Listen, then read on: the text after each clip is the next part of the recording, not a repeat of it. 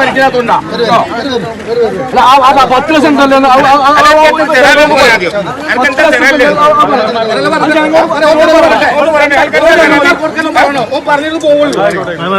അതോ പറയണം ഒരു ഒക്കെ കൊടുക്കാല്ല എന്നിട്ട് പോയി എന്തൊക്കെ പറയണം 10 ലക്ഷം 20 ലക്ഷം കൊടുക്കാനുണ്ട്.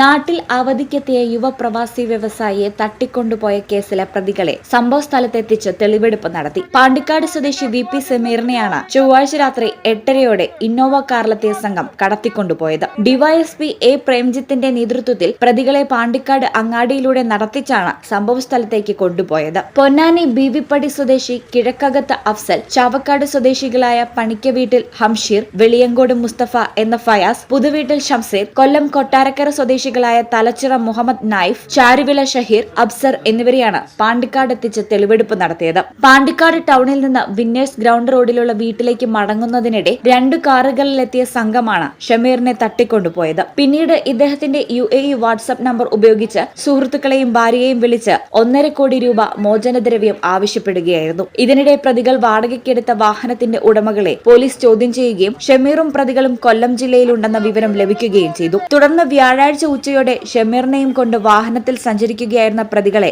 അഞ്ചൽ പോലീസ് സ്റ്റേഷൻ പരിധിയിലെ കുരുവിക്കോണത്ത് പോലീസ് കണ്ടെത്തി. തട്ടിക്കൊണ്ടുപോയ സംഘത്തിൽ ഉൾപ്പെട്ട ചാവക്കാട് സ്വദേശി പണിക്കവീട്ടിൽ ഹംഷീറിനെ സ്ഥാപനത്തിൽ നിന്ന് പിരിച്ചുവിട്ടതിന്റെ വിരോധമാണ് തട്ടിക്കൊണ്ടുപോകലിന് പിന്നിലെന്നാണ് നിഗമനം. ഈ ചാനൽ പാണ്ടിക്കാട്.